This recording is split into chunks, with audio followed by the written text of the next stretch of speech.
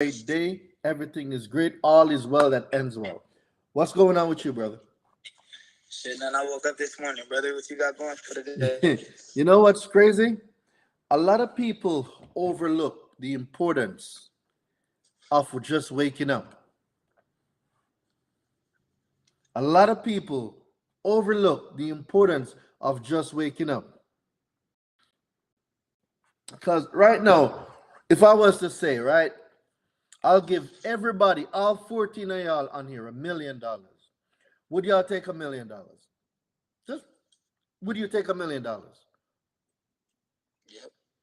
But what if it had a clause to it? You'll get the $1 million on the clause that you will not wake up tomorrow.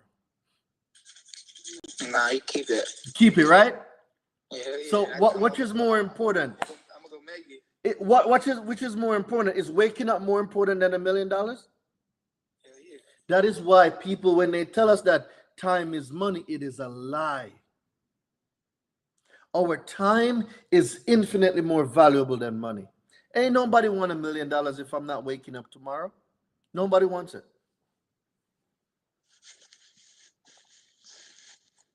Perspective, huh? Changes the perspective of how you look at things, huh? Keep that, yeah. Keep that, yeah. Indeed, it be like that. So what you got going on with your credit? Shit, it's going good. That's very My good to credit know. is lovely. That's good to know. We had this talk. We was on live the other Yeah, day, the bro. other day with homeboy. So have you looked into establishing yourself now as a business and not as a person anymore? Uh, not just yet, but yeah, I am. Okay, good. Ooh, got motion. That's very important. So I have a guest speaker today. I'm gonna bring him on. So I'm gonna hit you up if you're still around after my boy comes on. But I definitely want to chop it up with you later on. Oh All yeah, right, brother? I'm finna get off here anyway. It's all love. Just Yeah, hit me yeah, up. for sure. And I appreciate you blessing us too. I want you to keep up the good work. And remember, bro, you can start changing the lives of the people in your circle. Remember that. It's good. Let's get it, King. All right. All right, my brother.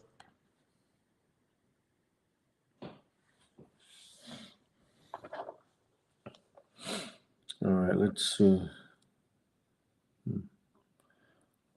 I just sent you a request. See what's going on. For some reason, it's not allowing my guest to join. I don't know what's going on with Instagram.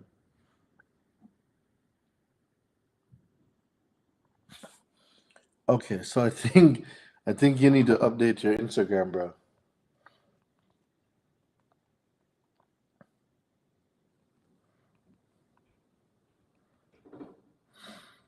All right. So until my guest comes, let's chop it up, guys. So what's going on? What's going on, guys? What is going on?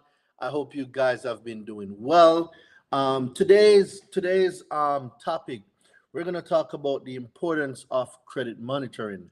I want to know what you guys think. Why is it so important that we monitor our credit? Why is credit monitoring so important? So today, I'm going to have a very special guest, Kabir from Credit Fixer. He will also be a speaker at the Credit Summit, and we're going to go into the details of why is credit monitoring so important. Shout out to Sheeta. Just saw Sheeta pop through. All right, Robin, I see you. All right, all right. Can I come on here quick with you? Thank you for some results. Yeah, absolutely. Gammy, Gamy. You could definitely request to come on the live, Gammy. Let's get it. Let's hear what you got going on, Gammy.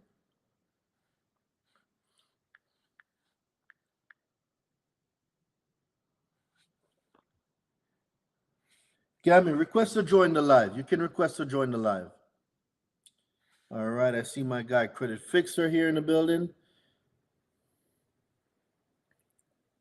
What's going on, Faith? If I can't make the summit, what would be my first step? I need help.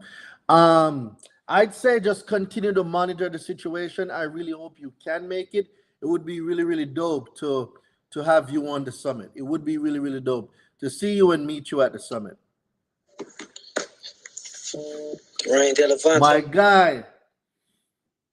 Assalamu alaikum. I messed it up. Assalamu alaikum. There we go. Assalamu alaikum. Walaikum salam. I've been practicing. I hear you. It's a little tongue tying though. It's a little tongue tying, but I get it. Once you get used to him. Assalamu alaikum. Walaikum salam, bro. How's everything going, brother? Everything's solid, man. Everything is solid. You know, I'm always grinding. Cool. Working on software, making it better. Cool. So one of the things I want us to really talk about today, which is really overlooked by a lot of people, the importance of credit monitoring. It is overlooked by so many people, and the fact that you are the CEO and the founder of Credit Fixer, you're speaking at the Credit Summit as well. I think this would be a good opportunity for us to speak and educate the people on why credit monitoring is so important and the reasons why people overlook credit monitoring. Oh yeah, man. Credit monitoring is like the basis of you even, getting started with fixing your credit. It's important to really have an understanding of how to read your credit report. You can't do that without credit monitoring. If you can't monitor your credit, you can't even get started with, knowing how to approach fixing your credit. You know what I mean? So, having the ability to be able to look at all three bureaus in one, report is so essential, because that's called like a tri-merge. That's called a tri-merge report. Can you hear me okay? Yeah, 100%. I can hear you. Hey guys, drop some fire if you can hear Kabir. Just drop Credit Fixer. Drop some fire in the chat, guys, if you can hear Kabir. Let's make sure that everybody's hearing this information. Bet. Okay, cool. I hope you guys can hear me. I ain't seen no fire. Yep, the fires are coming. They coming in. They coming in hot. I'm seeing fire over YouTube. I'm seeing fire. Yeah. There we go. Yeah. Rock mine. What's good, brother? Shout out to y'all. But it's so essential to have your credit monitoring. I mean, there's various credit monitoring services out there. And let me ask y'all, any credit repair businesses on here? Anybody that got credit repair businesses? If you do, put some fires in the chat. Or do you guys just fix your own credit? CEO Matty J? Oh, no. Sammy J. Okay, bet. Because I just want to know my audience. Because, there's various ways that you can look at these credit monitoring services from a DIY side or from a business side. Because from a business side, it can be very lucrative. From a DIY side, but I'm gonna stick with just the fundamentals of maintaining and having a credit monitoring service. So one of the more popular ones out there is like Smart Credit, Identity IQ, My Free Score Now. You guys can check those out. But as it pertains to that, having your three credit bureau, your primary credit report. That allows you to see the violations or the inconsistencies on all three credit reporting agencies. So that's another thing right there. You want to make sure that you're able to verify and notice like what they got wrong. So understanding how to read your credit report is so essential once you get that tri-merge credit report, right? So you want to find those violations that's on your credit report. And the thing about Credit Fixer, like once you I'm getting ahead of myself. I'm excited right now. One of the dope things about Credit Fixer is that the software automatically analyzes your credit report and tells you exactly what's hurting your credit scores, right? So it's credit analysis for you. So if you don't know how to read your credit report, Credit Fixer automatically does that for you. So that's one of the great things about Credit Fixer. And also I'm adding in the software is a violations report. So it's going to basically show you where these credit reporting agencies are inconsistent, have potential violations. So you can look violations as reasons in your dispute. So if you're a factual disputer, you can say, hey, factually, there's a violation right now. It's going to tell you how many violations you have. So that can be first round, second round, third round, fourth round. You already know what you're disputing on. So, but anyways, to get back to the tri-merge credit report, you definitely got to have that. And you want to have that every month. Even outside of fixing your credit, you want to know what's on your credit report, because sometimes there's a lot of fraud that's out there. I'm sure if you guys been listening to the rain, you know all about fraud. You know that there's mistaken identity, stolen identity. Mm-hmm. These credit monitoring services will inform you about those changes. So you want to maintain that, and you want to at least maintain your take a look at your credit reports at least every 3 months, at the least. I say keep it all 12 months of the year. You want to know what's going on, right? So that's a little bit. That's what I would say. I like to take questions. Like if people got questions. Yeah, so we're definitely going to head into the question in a few. So just to reiterate what Kabir was saying, guys, credit monitoring is overlooked, right? And there's a couple places you can get your reports from, right? The first one, which is free, that I recommend, is annualcreditreport.com. It's a government website. You can get it. And guys, I don't want y'all to be strung up on a credit score. A credit score means nothing if the profile doesn't support the score, right? Because you can have an 800 with authorized users and still get denied. Absolutely. So I don't want y'all to get hung up because y'all hear people talking about this credit score. The credit score is not important. What is important is how the profile is structured. So when we talk about a structured profile, we're talking about a profile that has anywhere between 7 to 15 primary trade lines, right? That has an average age of 3 years or more. We're talking about known derogatories, known late, right? We're talking about a good mix between credit cards, personal loans, auto loans. If you have a mortgage, whatever, you don't really need one.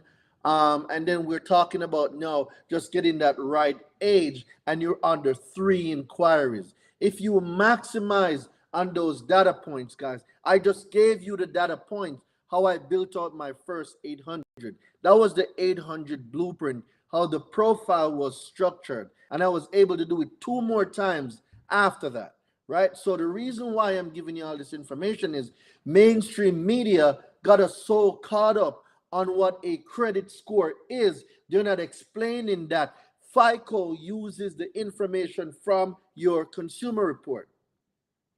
You see, your consumer report does not need a FICO score. It does not need a Vantage score. It exists without them. It exists completely independent. A FICO score cannot exist if your consumer report is not, fed into the algorithm. Right. And Durain, may I say this? I like to share this with everybody because, Durain has reached 800 credit score. I've never reached 800. I've got, the closest I've got was 746, right? But to Durain's point, credit score means nothing without a properly structured credit report. I literally got over 130,000 in personal credit with a 680. Why? Because the accounts that I had on my credit report, the amount of years that I had on my credit report, only having no inquiries on my credit report at the time. I might have had a late payment somewhere that dropped my score from a 700 to a 680. But due to the credit profile, it still allowed me to get, the Chase Freedom, the Chase, I can't think of them. The Chase Inc. Yeah, thank you. American Express Gold, Platinum cards, you name them. I got them, right? So, but I did that with a 680. So it's very important to understand the data points that Durain just explained to you guys. So, yeah. Yeah, so at the Credit Summit, one of the key things that I'm going to do is now I'm going to break down the data points. So in my ebook, Do for Self, the Educated Consumer's Guide to Repairing Your Own Credit, I am going to be showing you guys the data points that I've used and the data points that I've broken down, and then how now you can use that. So there's nothing wrong with authorized users. Authorized users are okay for you to get primaries for yourself. Do not depend on authorized users to go and apply for stuff. right? If you're like running sequences, you can use them as a foundation to get your own primaries. But do not overlook the importance of having your own trade lines. It's very important. So you're going to hear people talk about selling trade lines and stuff like that. That is perfectly fine. But don't depend solely on other people's trade lines, and you are not establishing your own self, your own profile with your own primaries. Any follow up to that, Kabir? Yeah, like you said, bro, leverage those trade lines to get your primary trade lines and do it quickly. You know, I mean, there's primary trade lines you can get through like Navy Federal. You can get the I forget what it's called. Pledge loan. Pledge loan. That's a primary right there. You can open up to 5 of them. So when I first did the pledge loan, I opened up 3 of them at one time because you know you also got to consider the age. Correct. Open up a primary account that counts against the average age as well. So open up as many or a few that you need. So everybody's credit report is different. So your credit off the average accounts that you have on your credit report. So if you get 5 and you only got 5 years on your credit age, that means you're gonna be at 1 year. You get my point? So if you got 5 accounts, that's only 1 year. That's 5 years, and then you bring in 5 new accounts. It's 5 years. 0 years of age. Now you got 10 accounts, so it's 5 divided by 5 is 1. So that makes sense. So it's the average age. 5 divided by 5. Right? Yeah. No, that was a great point. So the next thing I'll need you. So the other day I did a FICO masterclass, and some of you were here, some of you were not, and I broke down the difference between the consumer report, and it being independent of a score, and that a FICO score on FICO's website, they admitted this. FICO cannot exist without the information from the consumer report. FICO is based off your consumer report. FICO isn't your credit. FICO only provides a credit score that is used by 90% of all lenders. That is all. Right. Yep. So, like, even the Vantage score, like, a lot of people get confused about the Vantage score and the FICO score. So the Vantage score is the internal score that they use amongst banks and corporations because they came up with that Vantage score. But when they're lending you money, they're looking at the FICO score. So a lot of people say, I don't want my Vantage score. You can. It's a good way to, sorry, I got into my computer, but it's a good way of, looking at your credit report, but understand that it's not too far off from the FICO. It's just a different scoring model that they use internally. And but the FICO is what they look at in order to lend you money or lend you credit. So when it comes to the Vantage and the FICO, right? I want you guys to get this. So FICO has an algorithm that's based around primarily 5 factors.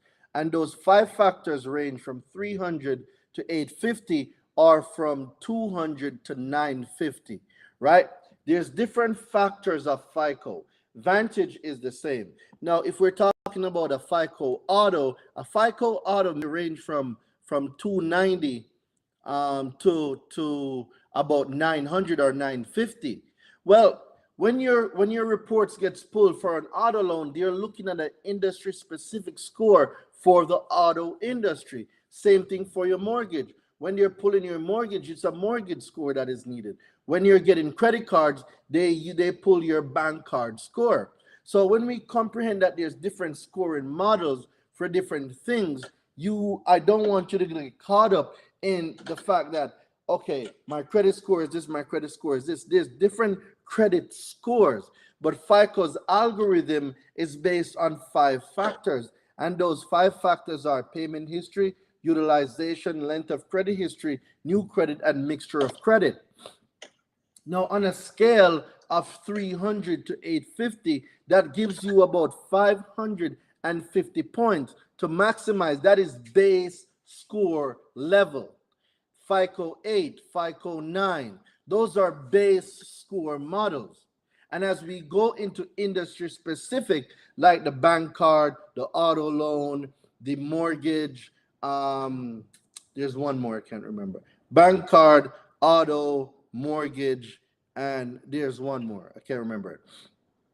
As you go into industry specific scores, those might now range from 290 to 950, right? It ranges differently. So we gotta comprehend that the score doesn't really matter as long as the profile is good and you maximize the categories for the base model.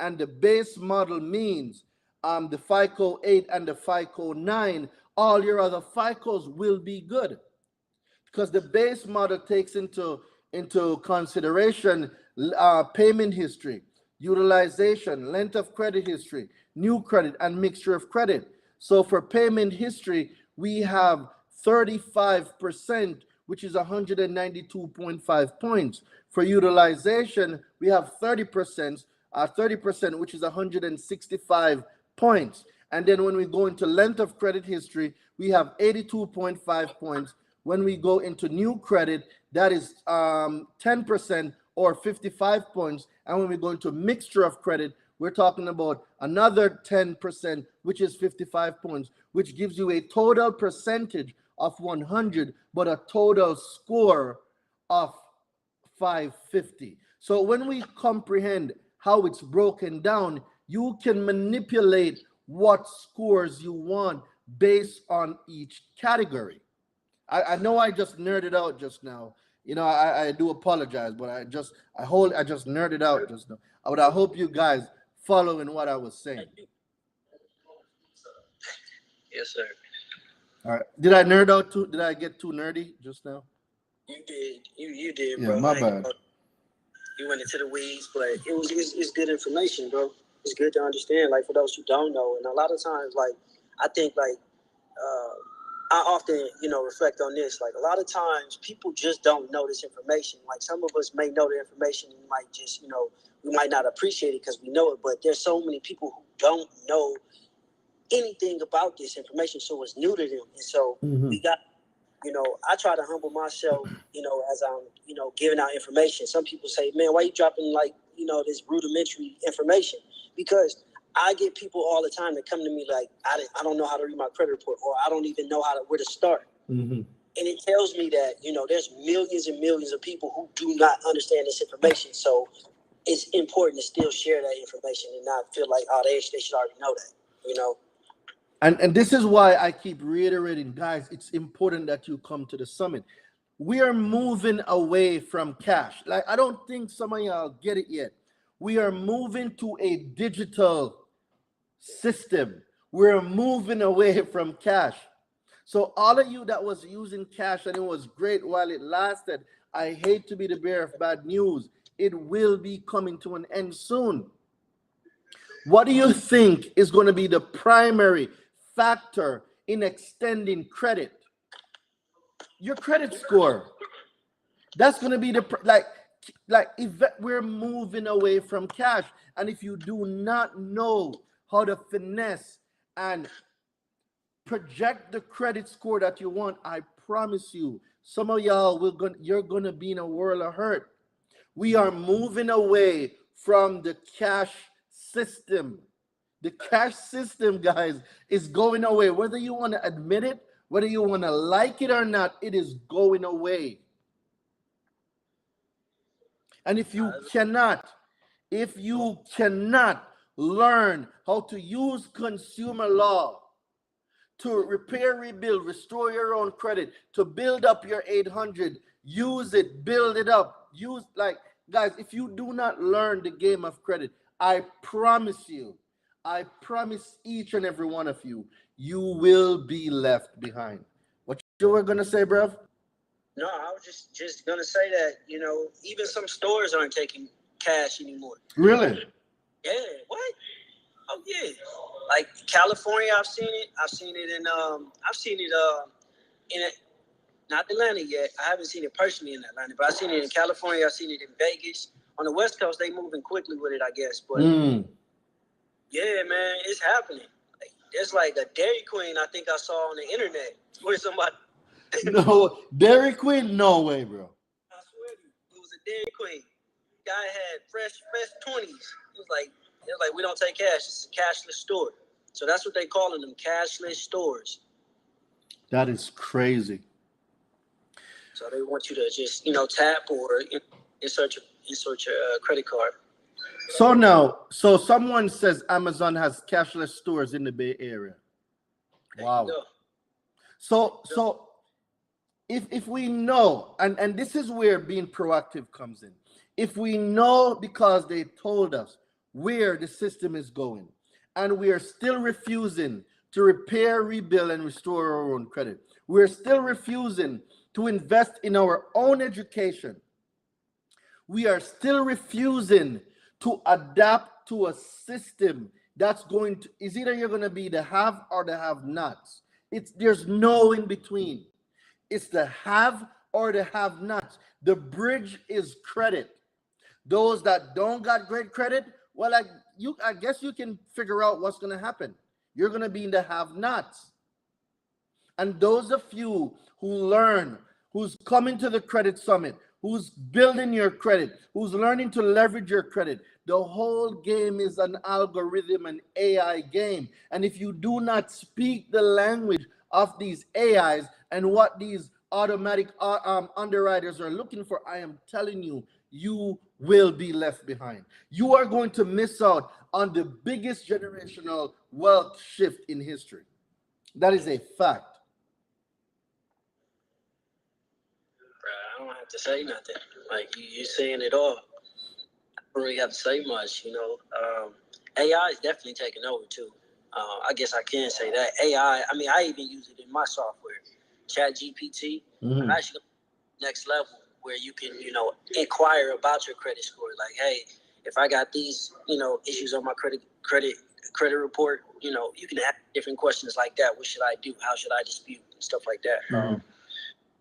Yeah, so I mean, technology is increasing and it's getting, faster and faster, and AI is taking over. So the thing about ChatGPT, I'm glad you brought this up. So ChatGPT basically gives you what it was programmed to do. Can it learn by itself? Yes, but not to the extent of piecing 5 or 7 different consumer laws together. Because I tested ChatGPT in writing a dispute letter, and the dispute letter sounds so generic, like what those other companies got in their software. I won't call no names, but you know what I'm talking about, Kabir. It sounds exactly like what some of those other companies have in their software. So when we speak about a 15 USC 81A built in with a 15 USC 1681 S2A, S2B, and a S2 6A, like ChatGPT can't give you that type of letter. No, it cannot. And it's not even at that level. In fact, it wouldn't even there's some rules to ChatGPT. Like they don't have biases as well. So you asking them what they personally would do, they're not biased about certain things. Correct. So it wouldn't be able to generate a letter like that. But you can ask it to rewrite certain letters. You can ask it to, like, hey, can you write this in this type of style or this type of way? And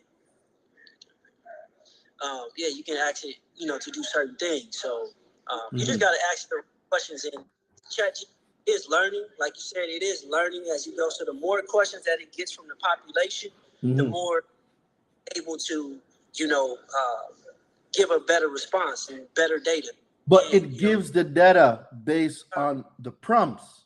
If you know how to prompt it, it can give it to you. But if you have no knowledge or background of which consumer laws are what, how will you prompt it to give you what it wants? Right. See, that's the missing link, And you have a lot of people saying, oh, use ChatGPT to make your dispute letter. You remember when the 609 letters were a thing? That's what's going to happen to ChatGPT letters, right? Of course. I don't even believe ChatGPT letters are even worth using at all, even now. I don't think that they are effective at all. They're not, because I've read them. It's saying the same thing the 609 letter said. And it's beyond just a letter. That's what most people have to realize. A lot of people think you have to put a whole bunch of language and laws into letters. You don't have to. You can use one law and tell them, why you disputing it. This is the reason, and I want you to do this. That's how simple a letter can be. And that's why a lot of people are getting their letters, marked as frivolous. Well, I can say that because they had the AI, the e-Oscars automatically flag, a quota of letters as, to, start, get their star tactics, right? But in order to really, have an effective letter, it needs to be, succinct. It doesn't have to have a bunch of laws. Use one law and say, hey, you violated me because of this.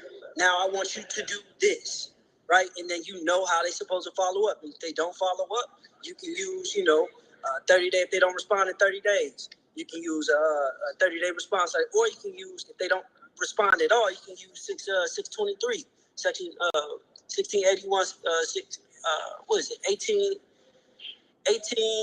623, 1681. Oh. No, not O, S1. 623. 15 USC 1681 S1.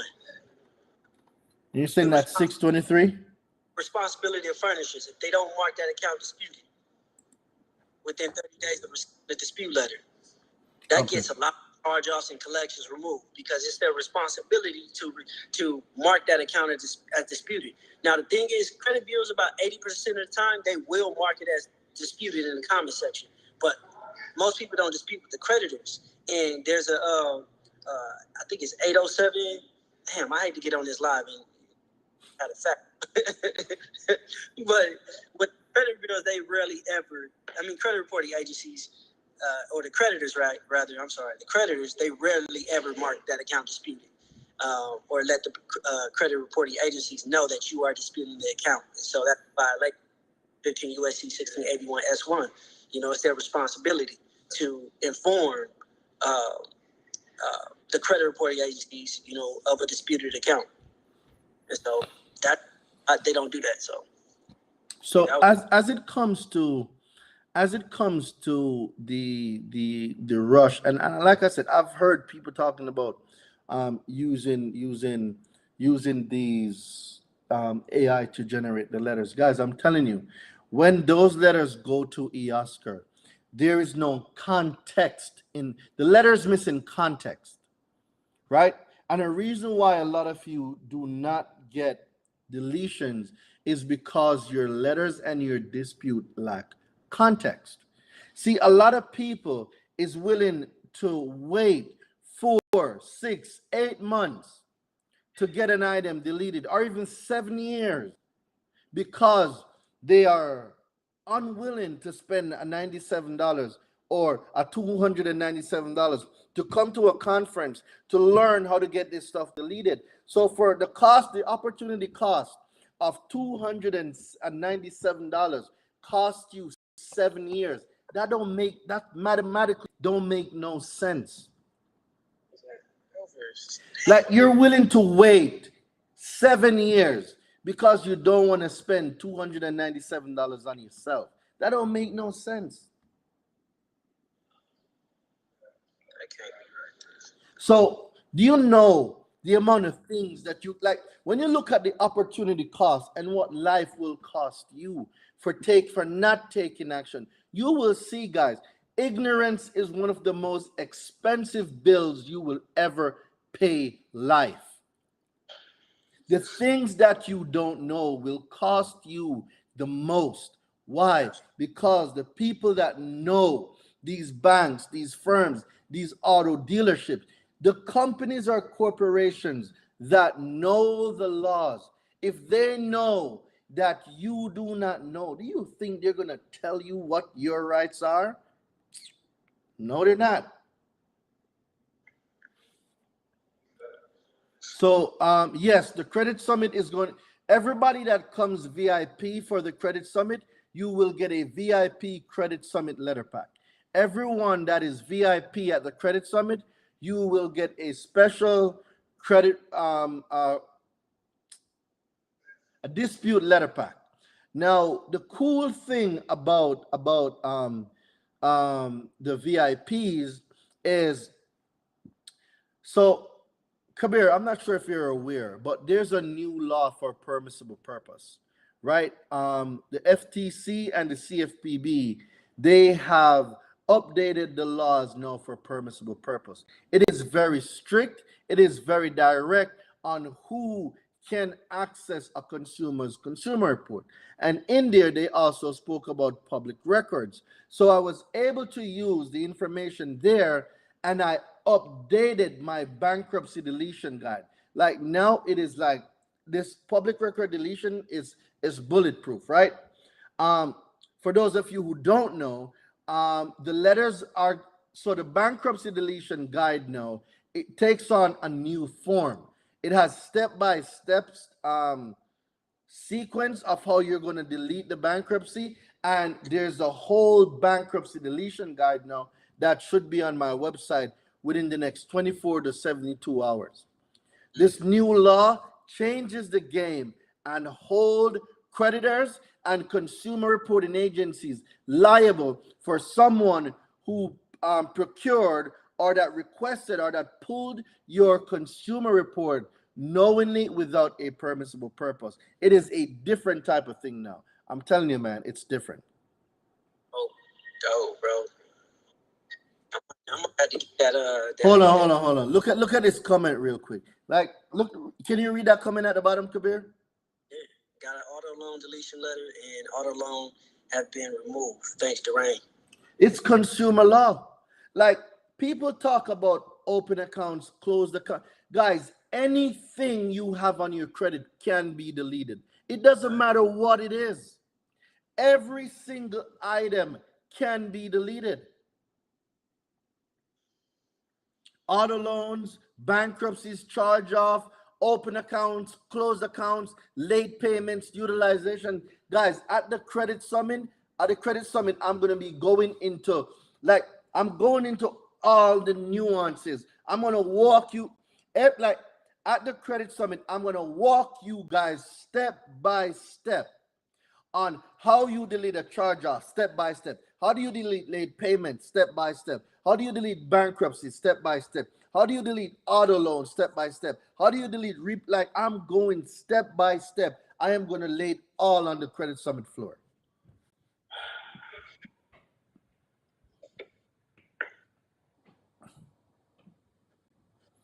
Right? Shante, look at this comment from Slim exclusive. Like, Slim just got a whole auto loan deal from his credit report.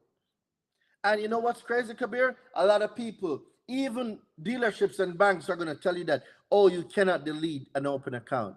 Who's like, where are they getting their information from? I know it's not the law because they don't read it. No, that's facts, bro. And they not, they make money off you having those accounts. Ignorance. They make money off of ignorance. It is so easy to make money from people that don't even know, because what? The people that don't know, they can charge them a higher interest rate. So, Britt, make sure you take that screenshot for me. Right? The people that don't know, right? The people that don't know, Kabir, pay the highest interest rates. And guess what? They are also victims of what? Subprime lending. Right? So they have a lot of employees in their establishments, but their employees are uneducated. Yeah. In fact, they hire a lot of overseas people now, and they also hire people. You'd be surprised, man. A lot of these collection agencies, they hire people from what's those sites? Those back end sites where they put job postings. You mean like Upwork on onlinejobs.ph and Fiverr? Well, for those, but I'm talking about Indeed. Yeah, sites like that. They hire them off of there. They uneducated. A lot of them are uneducated themselves, and they just there to get a check. So they're gonna call you, blow your phone up, do all these illegal practices, just ignorantly pay on a collection or a charge off or debt that they purchased, third party debt that they purchased from someone else. So You just gotta, educate yourself. That's why this credit summit is so important for those who are not too familiar with credit and want to, gain all the necessary information that you need to learn. Mm-hmm. Like Dwayne mentioned, man, the future of this world is digital. It's gonna be credit. Credit is digital. So everything's gonna be digitized. Even cars in the next 10 years, they're talking about you won't be able to sell or purchase gas powered vehicles. That's why I'm keeping minds, bro. Exactly. Me too. Yeah, I'm keeping minds. I'm definitely keeping minds. Honestly, that's what they say. They're gonna have to convince. They're gonna have to put up a fight because a lot of people ain't giving up their vehicles. But that's a whole nother conversation. Well, think about it, right? What do we know about the system that's coming? We know that they're trying to move everything digital, right? Well, if everything is digital, it means someone can control it, right? Exactly. See, like they can't shut off my gas-powered car right now. They can't push a button and the car repo itself.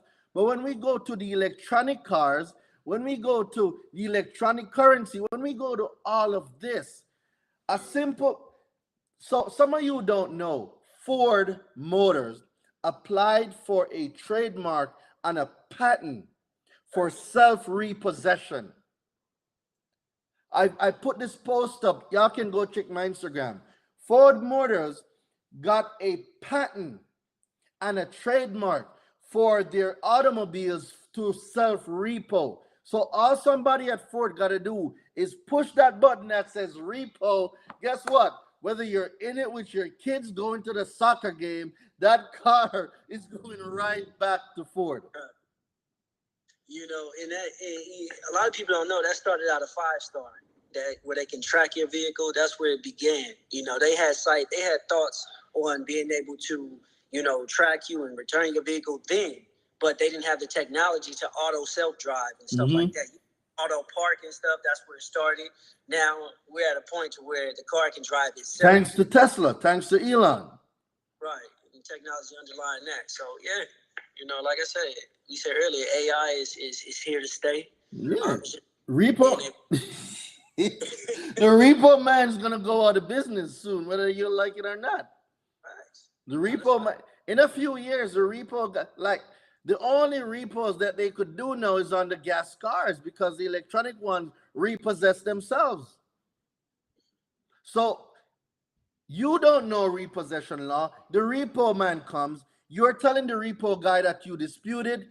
You're not late. You're disputing the repossession. A lot of you don't know, and a lot of repo companies don't know. If a consumer is in protest of the repossession, they have to drop the car. The repossession now becomes unlawful. It is a breach of UCC 9 Article 6. Wow, I didn't even know that, bro. It's called a peaceful repossession. You cannot breach the peace. Wow. So all those crazy repo videos you see of repo man laughing with the guy inside the car or the guy that's jumping on the car, when that goes to court, that case is getting thrown out. Repossession laws have been violated. UCC 9 part 6, there we go. So Article 9 part 6, it's been violated. There is no peaceful repossession, and the first thing for repossession, it must be a peaceful repossession. Is someone screaming inside the car peaceful? No, it's not.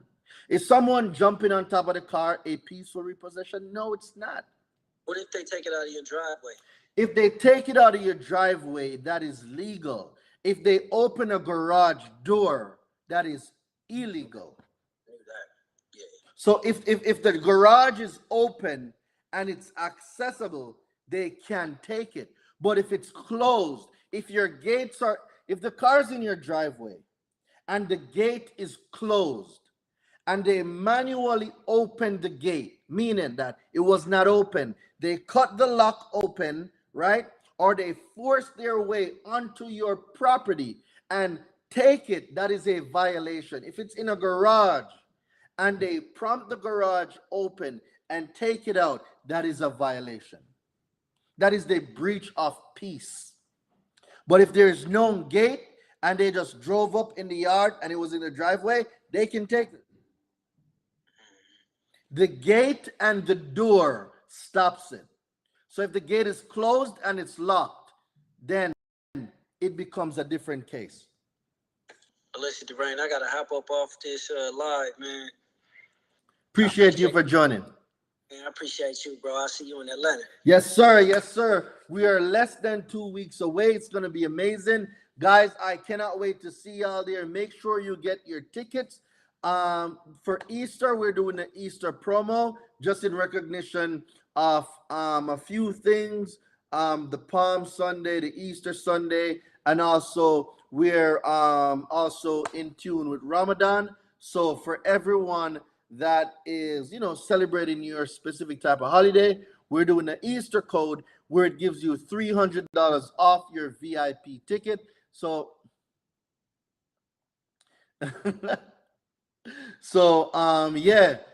it's gonna be amazing. It's gonna be an amazing experience. And guys, I'm telling you that you have to know the law. Join me. I'm not sure. What do you mean? I'm not sure what you mean. TIRAMANG. I'm not sure what you mean. You're saying join me, but I'm not sure what you mean. So it's important that we know the consumer laws that protects us. It's important that you know the laws that protect you. So I pull up to the summit, MANG, Triamac, pull up to the summit. Like the summit is going to give you all an opportunity to learn, to be in an environment conducive, right? It's going to be in an environment conducive for you to learn, right? So if you guys text the word Easter to 917-993-5238. Text the word Easter to 917-993-5238. Guys, you have to be proactive in the way that you want your life to be changed. All right. So tomorrow I have an interview. I have to go to the barbershop, so I am going to go right now. I'll be back on later.